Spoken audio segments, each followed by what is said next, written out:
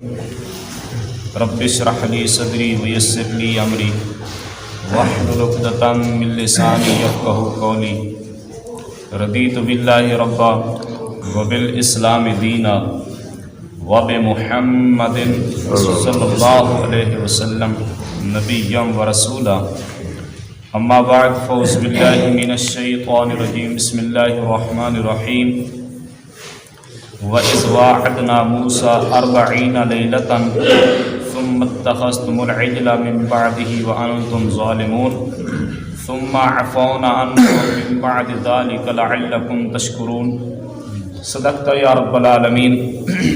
ان اللہ وملائکتہ یصلون علی النبی یا ایھا الذین آمنوا صلوا علیہ وسلموا تسلیما۔ اللہ دعا سے پڑھیں الصلاۃ والسلام علیک یا سیدی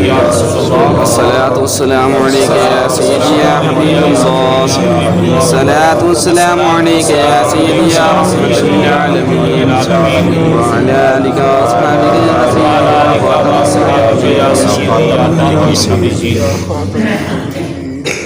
رب تعالیٰ نے جو بنی اسرائیل پہ انعامات فرمائے ہیں ان میں یہاں ایک اور انعام بھی اللہ فرما رہا ہے، سنیں۔ اللہ فرماتا ہے کہ جب ہم نے موسیٰ علیہ السلام سے 40 راتوں کا وعدہ فرمایا، پھر اس کے پیچھے تم نے بچڑے کی پوجا شروع کر دی اور تم ظالم تھے، پھر اس کے بعد ہم نے تمہیں معافی دے دی کہ کہیں تم میرا احسان مانو۔ حضرت موسیٰ علیہ السلام آپ نے رب تعالیٰ کی بارگاہ میں التجا کی کہ مجھے کتاب عطا فرمائے، رسالت عطا فرمائے۔ تو اللہ رب العزت نے حضرت موسیٰ علیہ السلام کو کوہ طور پہ بلایا، تو کتنی راتیں لگیں؟ 40۔ 1 مہینہ 10 دن۔ وہ مہینہ کون سا تھا؟ وہ مہینہ تھا ذوالقعدہ اور ذوالحج کے 10 دن۔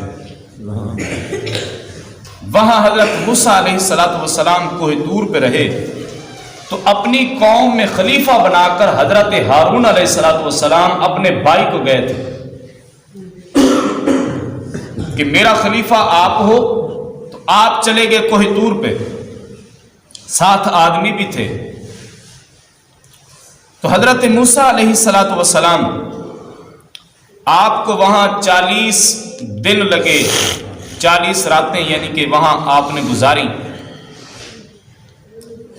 40 راتیں وہاں آپ رہے۔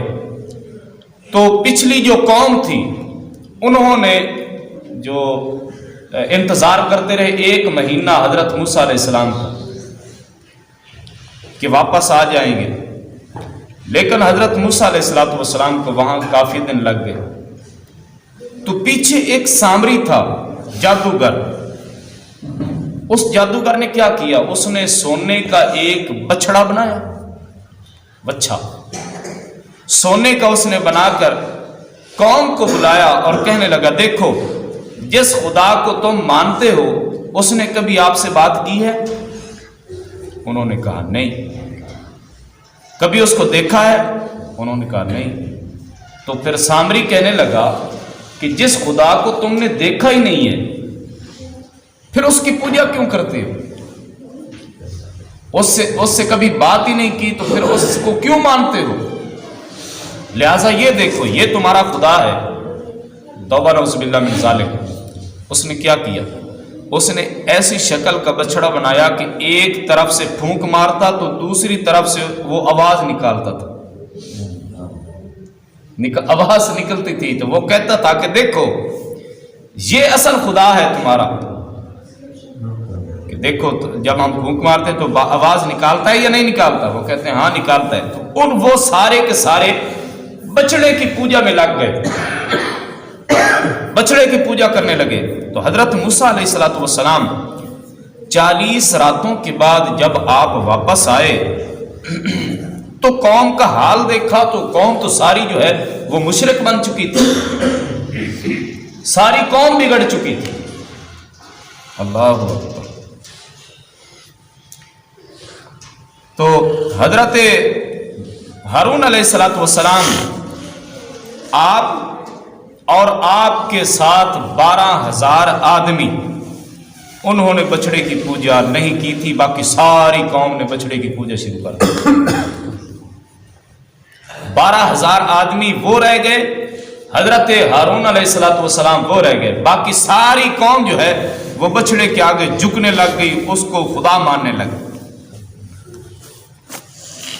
یہاں ایک بات کرنا چاہتا ہوں، وہ اگلے پارے میں ہے، یعنی کہ 16ویں پارے کے اندر شاید حضرت موسیٰ علیہ السلام جب واپس آئے نا تو قوم کا حال دیکھا تو آپ غصے میں آ گئے۔ آپ نے کیا کیا؟ آپ نے اپنے بھائی کی داڑھی بھی پکڑ لی اور آپ کے سر کے بال بھی پکڑ لیے غصے کی حالت میں۔ حضرت موسیٰ علیہ السلام جو ہیں وہ بڑے جوشیلے تھے۔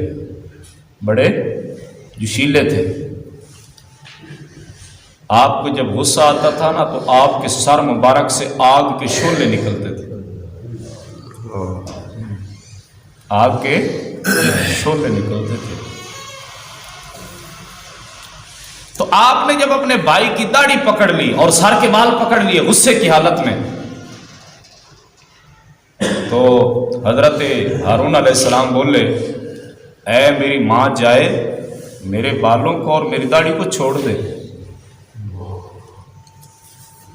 اب یہاں میں رک کر ایک بات کرنا چاہتا ہوں کہ جو کہتے ہیں کہ داڑھی میں اسلام نہیں ہے، اسلام میں داڑھی ہے، ہاں جی، یہ ایک نیا جو ہے نا شوشہ چھوڑا ایک قائد محترم نے، وہ کہتے ہیں کہ اسلام میں داڑھی ہے، داڑھی میں اسلام نہیں ہے۔ وہ کہتا ہے کہ تم یہ کہیں دکھا دو کہ مٹھی بھر داڑھی کا کہیں ذکر ہو قرآن میں، اور یہ مجھے آپ بتائیں کہ جو کہتا ہے کہ مٹھی بھر داڑھی کا ذکر قرآن میں نہیں ہے، اب مجھے یہ بتائیں کہ کیا چھوٹی چھوٹی داڑھی پکڑی جا سکتی ہے؟ نہیں، بولو تو صحیح یار، نہیں۔ داڑھی تھی تو حضرت موسیٰ علیہ السلام نے اپنے بھائی کی داڑھی پکڑی تھی، بتاؤ وہ چھوٹی ہوگی یا بڑی ہوگی جو داڑھی ہاتھ میں آ گئی تھی؟ بڑی ہوگی۔ تو ہمارے جو قائدین ہیں وہ ان سے یہی بات کہتے ہیں کہ آپ جب کچھ سال پیچھے تھے تو آپ کی داڑھی شریعت کے مطابق تھی، جیسے جیسے آپ کا علم بڑھتا گیا داڑھی آپ کی چھوٹی ہوتی گئی۔ تو اس کے جو حواری ہیں، اس کے جو ماننے والے ہیں، اس کو مجدد کہتے ہیں۔ اس کو کیا کہتے ہیں؟ رواں صدی کا مجدد۔ تو بھائی دیکھیے قرآن میں ہے ذکر کہ حضرت ہارون علیہ السلام کی داڑھی مبارک وہ پوری شریعت مطہرہ کے مطابق تھی، جو شریعت موسوی تھی۔ آپ غصے میں آ گئے تو آپ نے اپنے بھائی سے کہا کہ یہ قوم کدھر لگ گئی ہے؟ اللہ اکبر۔ تو اس وقت رب تعالیٰ نے حضرت موسیٰ علیہ السلام سے فرمایا کہ اپنی قوم سے کہیں کہ توبہ کریں، توبہ کریں گے تو میں ان کی توبہ قبول فرما لوں گا۔ تو توبہ کیسی تھی؟ دیکھیے اللہ نے فرمایا جنہوں نے بچڑے کی پوجا کی ہے ان کو قتل کریں گے۔ کون؟ جنہوں نے بچڑے کی پوجا نہیں، وہ قتل کریں گے تو تمہیں معافی مل جائے گی۔ تو جنہوں نے بچڑے کی پوجا نہیں کی تھی وہ ان کو قتل کرنے لگے جنہوں نے بچڑے کی پوجا کی تھی۔ تو ایک دن میں 70,000 بندے قتل ہو گئے۔ اللہ اکبر، کتنے؟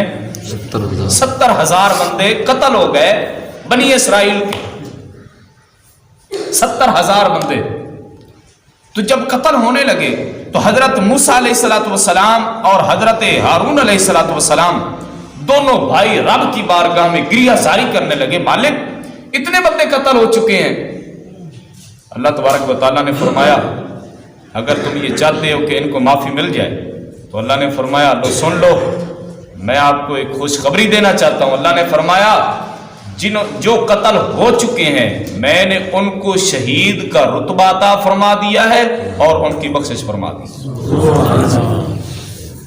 ان کی بخشش کر دی ہے، اور جو باقی رہ چکے ہیں اللہ نے فرمایا پھر میں ان کو بھی معاف کر دیا ہے، میں نے ان کو بھی معاف کر دیا۔